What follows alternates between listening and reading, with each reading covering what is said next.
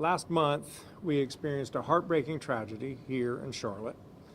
Everyone joins me in mourning the loss of Iryna Zarutska. By all accounts, she was a ray of light.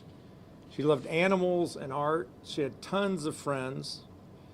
Having come to our country from Ukraine in search of peace and a bright future, she learned English and found employment.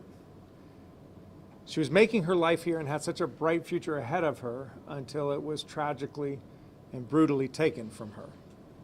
My heart goes out to her family, and from my conversations with her uncle, they've already begun to think of ways that they can honor her and keep other Charlotteans safe. I'll be meeting with them later today to express my condolences in person. No parent, no brother or sister, no one should ever have to experience that kind of trauma. Iryna's murder brings up real concerns for people all over North Carolina about the safety of our communities. Everyone deserves to be and feel safe in their home, in their communities, on their way to work or school, in their daily lives. We can and must do more to make sure that we are protecting the people of North Carolina. I urged the mayor last week to surge law enforcement across the public transit system, and I'm grateful that she did. It's a good start, and we have to keep it up.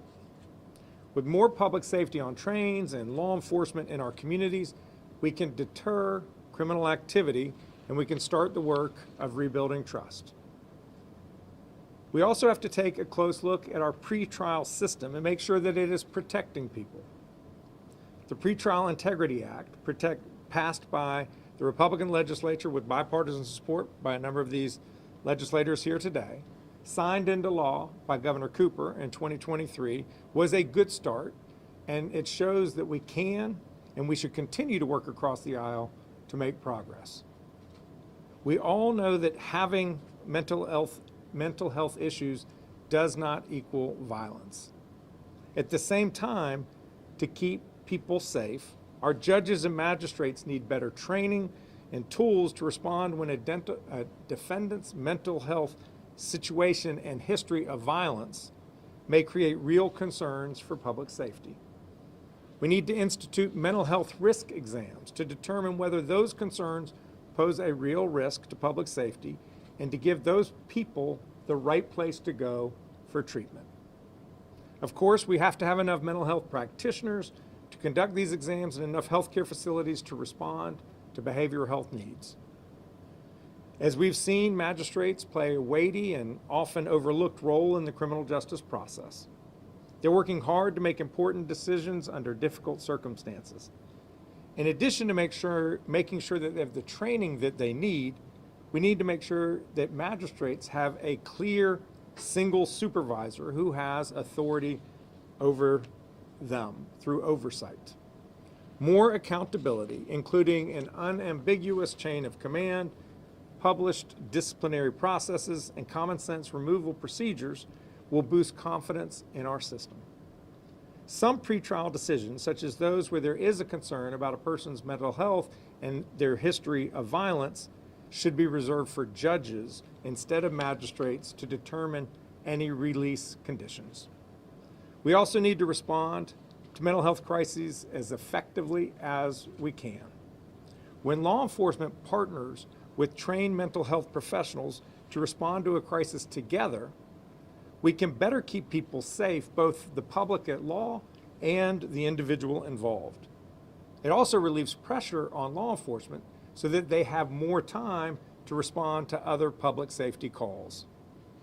I want to underscore, we need more well-trained law enforcement officers on the streets keeping us safe. I've been calling for raises for law enforcement for years.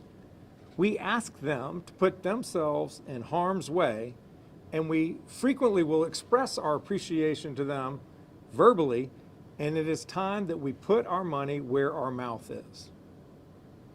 Unfortunately, the General Assembly has not yet passed a full budget this year, but it is not too late to rectify some gaps that have been made painfully clear. In the absence of a full budget, but ahead of their return to Raleigh on Monday, I sent a letter to the leaders of the General Assembly urging them to fund 3 key investments immediately. Public safety is one of them. I continued to call on them to fund my $195 million public safety package. It provides pay raises and recruitment and retention bonuses for state and local law enforcement officers, increases co-responder teams, defends North Carolina's communities from community and school-based violence, creates a cold case unit to deliver justice to survivors of sexual assault, and a unit to combat the fentanyl and opioid crisis. These proposals are about keeping you and your families safe. Later, you'll hear from Kings Mountain Chief, Chief Gerald Childress. He's the regional director of the Association of Chiefs of Police. I also call on the legislature to appropriately value our public servants with salary increases, especially given the rising cost of living. That includes our teachers who recently started another school year without a pay raise. Our teachers are among the worst paid in the entire country. Yet they are the #1 in-school factor of our students' success. It is long past time that the state of North Carolina gave our teachers a real pay raise. I'm asking the legislature to raise teacher pay by an average of 5.9%, restore master's pay, and give all other school personnel a 3% raise. Soon you will hear from the chair of our State Board of Education, Mr. Eric Davis, who will lay out the needs that we are seeing. I am also calling on the legislature to give our state employees at least a 2% pay increase. We have a 20% vacancy rate across state government.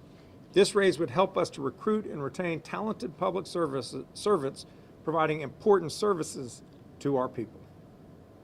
Public safety and teacher pay are issues that we cannot keep kicking down the road.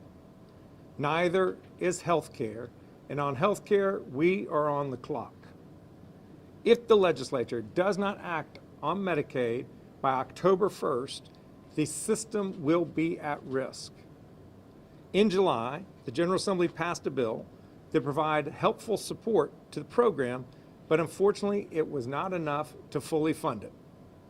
Without additional funding, the Medicaid program will be forced to make painful cuts to the rates that it pays our healthcare professionals, because by law, the system cannot spend money that it does not have.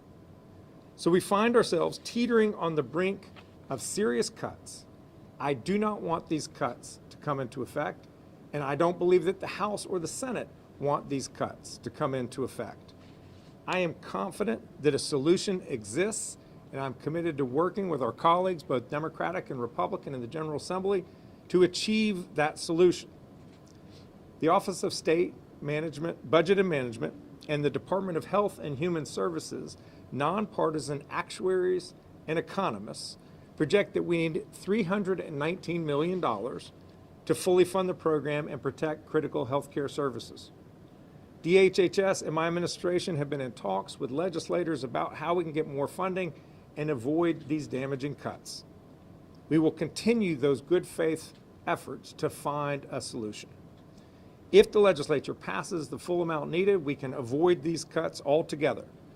If the legislature appropriates a lesser amount, the amount recommended by its own Fiscal Research Division, DHHS can delay the cuts and work with the legislature on longer-term solutions to tackle the rising cost of health care. But the money needed to delay these cuts is needed now. It cannot wait until next month. If the General Assembly does not take action now, the cuts to people's health care and to essential health care providers will be devastating.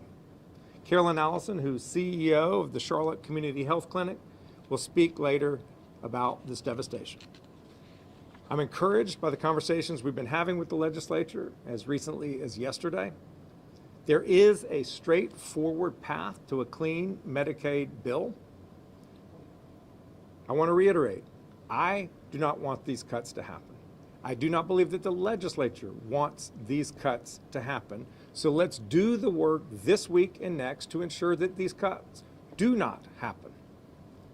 Let's pass a fiscally responsible budget that makes the investments we need in this state, whether it's stopping the health care cuts, paying people what they are worth for the work that they provide our citizens, and making sure that people are safe and can go about their lives without fear. Thank you.